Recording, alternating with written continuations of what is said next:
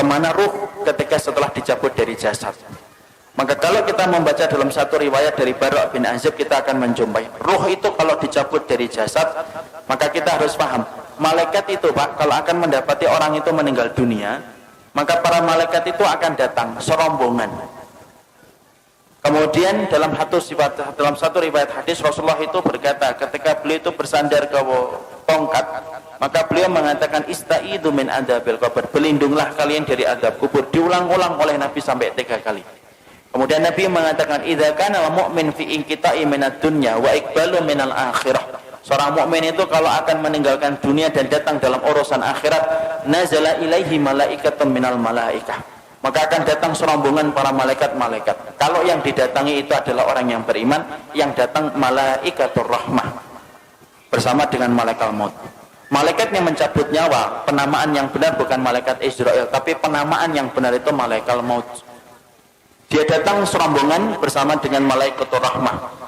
Para malaikat kemudian di mana? Fajalasu inda mudil basar. Para malaikat itu duduk sejauh mata orang itu ketika memandang. Makanya orang kan kadang-kadang kalau mau meninggal dunia begini. Itu bukan melihat tatapan kosong, tetapi dia melihat sesuatu yang tidak pernah dia jumpai seumur hidupnya. Mana malaikat itu kalau yang akan dicabut adalah orang yang beriman, malaikat itu akan membawa 2 barang. 1, kafanun min akfanil jannah, kain kafan dari surga. 2, hanutun min khunutil miski, dan yang kedua itu akan membawa minyak wangi yang diambil dari surga. Setelah kemudian duduk sejauh mata memandang, yang akan datang, yang turun 1, malaikat maut di atas kepalanya. Setelah dicabut semuanya sempurna, malaikat maut selesai tugasnya. Kemudian diserahkan kepada malaikatur rahmah. Kalau dia orang yang beriman, dibalut sama kemudian kain kafan yang diambilkan dari surga, diberikan minyak wangi dari surga. Itu loh Pak, masalah pakaian itu saking pentingnya. Ruh itu aja masih dikasih pakaian. Makanya orang kalau sampai ngeremehin aurat itu kebangetan. Karena ruh saja ditutupin itu, kemudian bagaimana dengan kain kafan yang diambil dari surga. Ditutup dengan kain kafan dari surga. Lalu kemudian dibawa ke langit yang pertama. Setelah dibawa ke langit yang pertama, Rasulullah mengatakan fastaftahu lahumul bab. Mereka meminta supaya dibukakan pintu langit yang pertama. Pintu langit yang pertama terbuka. Kemudian mereka memasuki pintu langit yang pertama. Karena sesungguhnya langit itu ada 7 lapis. 1, 2, 3, 4, 5, 6, 7. Satu lapis dengan lapis berikutnya sejarak 500 tahun perjalanan. Lapis yang kedua dengan lapis yang ketiga 500 tahun perjalanan. Atasnya Pak ada pohon bidara Pak, makanya dinamakan Sidratul Muntaha. Sidrah itu bidara, Muntaha itu puncaknya langit. Di atas langit yang ketujuh ada lautan.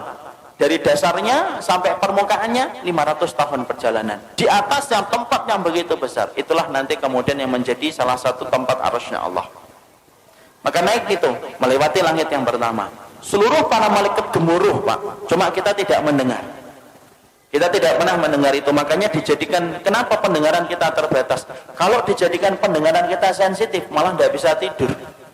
Karena tiap hari kita akan mendengar omongan para malaikat, dan kita akan mendengar omongan orang ketika mati, dan apa yang disampaikan oleh para malaikat di atas langit.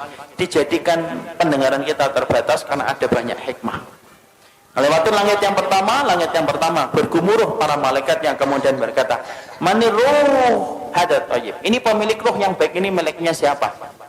Hadza fulan bin fulanan. Ini disebutkan namanya yang terbaik yang dia pernah miliki ketika di dunia.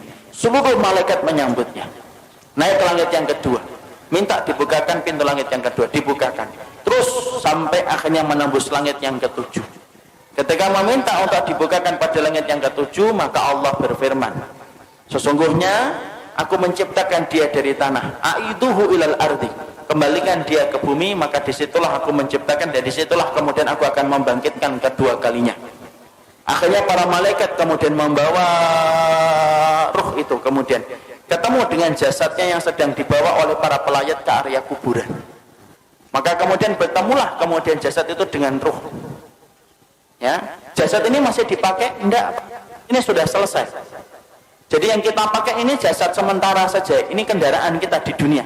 Nanti ketika kita sudah mati, ketika dikumpulkan di padang mahsyar, dikumpulkan di surga, tidak pakai jasad ini.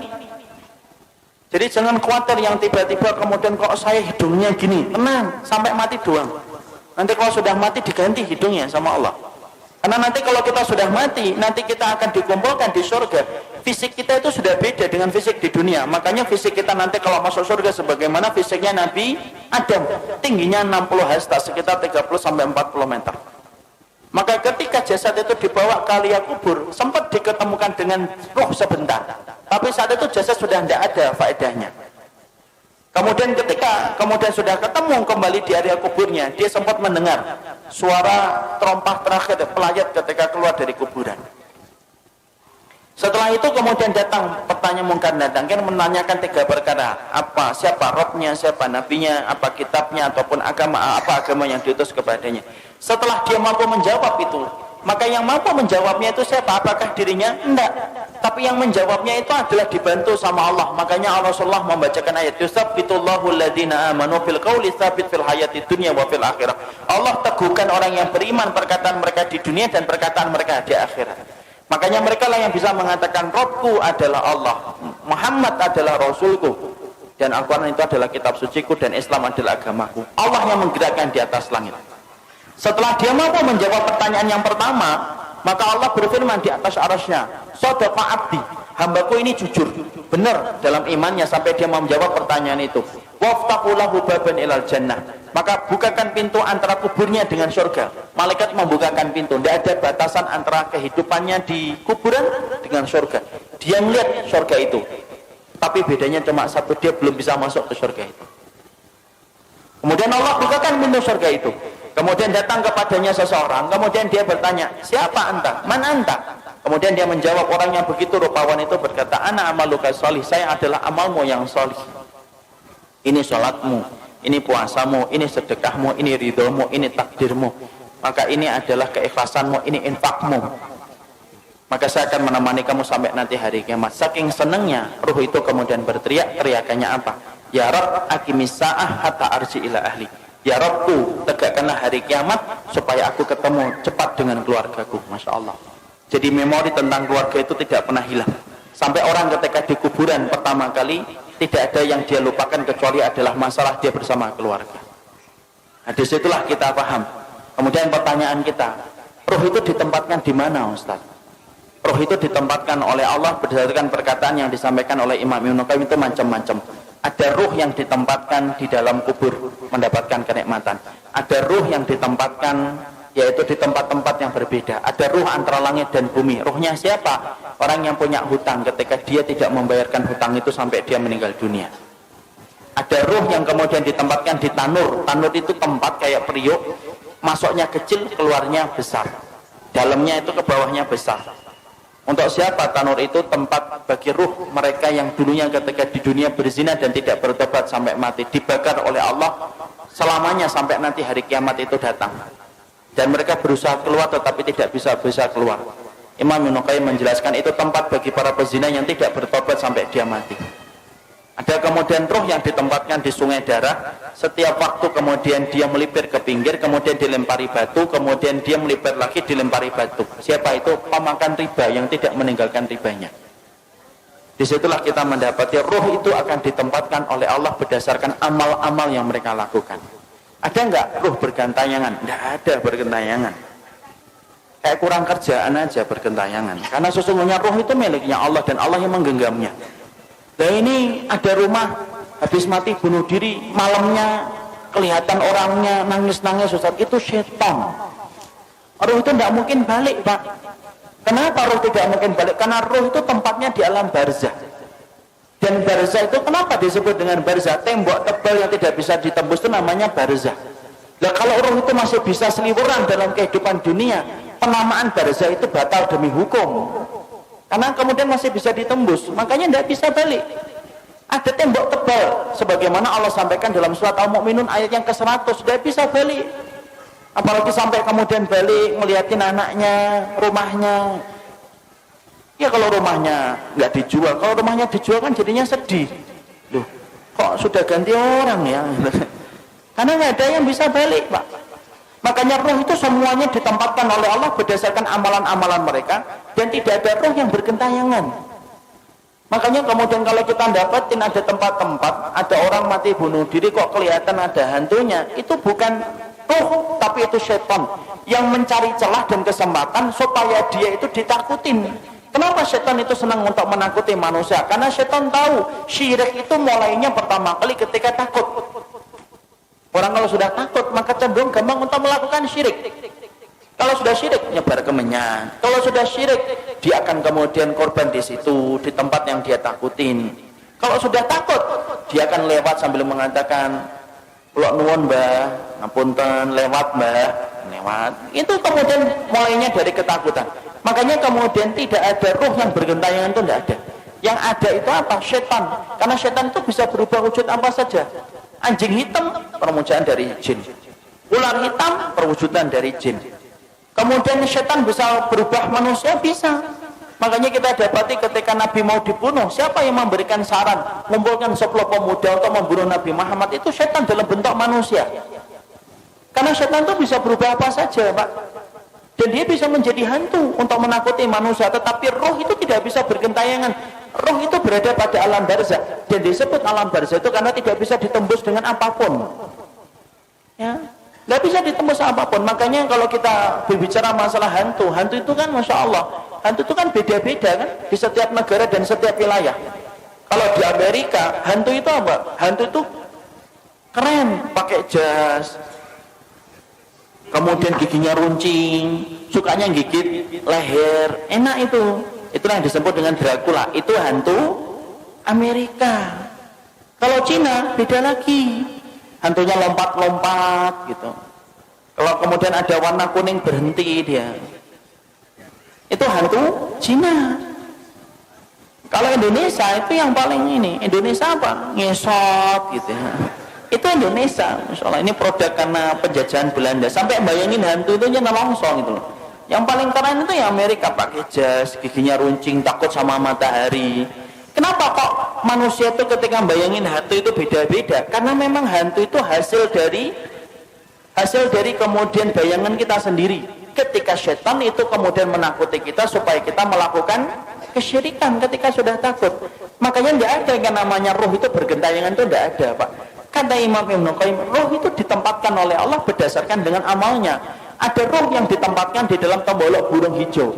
Rohnya siapa? Orang yang mati syahid ditaruh dalam tembolok burung hijau, kemudian rumahnya di bawah arsy.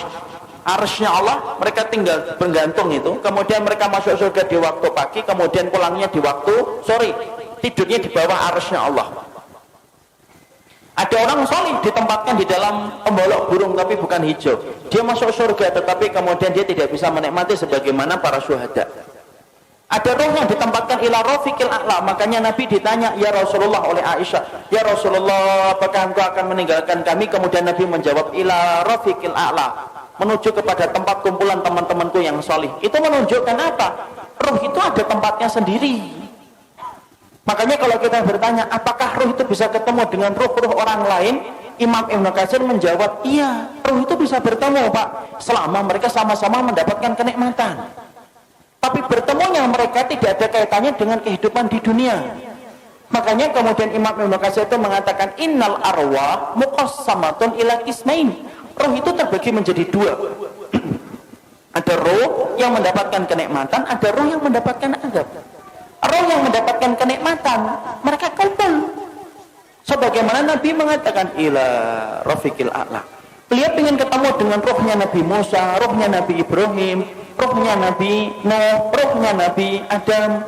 Itu yang dipilih oleh Nabi ketika beliau sebelum meninggalnya dan wafatnya. Beliau mengatakan apa? Ila rafiqil a'la. Makanya Nabi detik-detik ketika sebelum meninggal, beliau melihat ke langit, kemudian beliau mengatakan ila rafiqil a'la, tangan beliau jatuh, kemudian kepala beliau bergeser. Akhirnya beliau meninggal dunia. Berarti roh itu kumpul enggak dengan roh yang lainnya? Roh itu kumpul dengan yang lainnya selama mereka sama-sama beriman. Kecuali roh yang mendapatkan adab. Innal arwah mu'adzabah la tatakian. Sesungguhnya kalau roh yang mendapatkan adab, mereka tidak ketemu. Tapi roh yang kemudian mendapatkan kenikmatan, mereka saling ketemu. Mereka saling ketemu dan mereka saling bertanya. Makanya Imam Ibnu Katsir sampai berkata, roh itu kalau kemudian ada yang meninggal, kemudian roh ini orang yang beriman ketemu dengan saudara-saudara mereka yang sebelumnya sudah meninggal, mereka saling bertanya, gimana kabar keluargaku? Apa yang terjadi? Itu anakku sudah punya anak ataukah belum? Dia akan nanya kepada roh yang baru balik ketika sama-sama mendapatkan kenikmatan. Jadi contoh paling kasusnya Pak, ini saya kaji cukup panjang bersama dengan riwayat-riwayat yang saya peroleh dari dalam riwayatnya Imam Qurtubi. Saya ini misalkan dalam rumah saya, ibu saya meninggal 4 tahun yang lalu. Ibu saya meninggal 4 tahun yang lalu. Kemudian ada itu keponakan beliau itu meninggal 2 bulan yang lalu. Ini kalau sama-sama beriman sebagaimana keyakinan dari Ahlussunnah, Imam Qurtubi, Imam Ibnu Qayyim, itu ibu saya insya Allah kalau beliau mendapatkan kenikmatan di alam kubur akan ketemu dengan keponakannya, sepupunya. Dan ketika mereka ketemu, mereka saling bertanya, gimana kabarnya Fulan? Gimana kabarnya Fulan? Fulan gimana? Bagaimana desa di sana sekarang? Kenapa mereka bertanya tentang keadaan keluarganya dan keadaan kampungnya? Karena mereka sudah terputus kabarnya dari kehidupan di dunia. Makanya inilah yang menjadikan kita akhirnya ternyata roh itu, dia itu ada yang mendapatkan kenikmatan, dan di antara kenikmatan itu akan dipertemukan dengan roh-roh yang beriman. Sebagaimana kita nanti dalam di urusan akhiratnya di surga, kita akan dipertemukan dengan teman-teman kita yang dulu menemani kita dalam kebaikan ketika berada di surga. Sama, roh pun sama, Pak. Jadi di sini kita paham tidak ada roh bergentayangan, tapi roh itu mereka akan mendapatkan tempat yang disebut dengan tempat barzah. Disebut tempat itu barzah karena tidak bisa ditembus dengan apapun, dan roh yang mendapatkan kenikmatan saling bertemu dengan roh-roh orang yang beriman yang juga mendapatkan kenikmatan.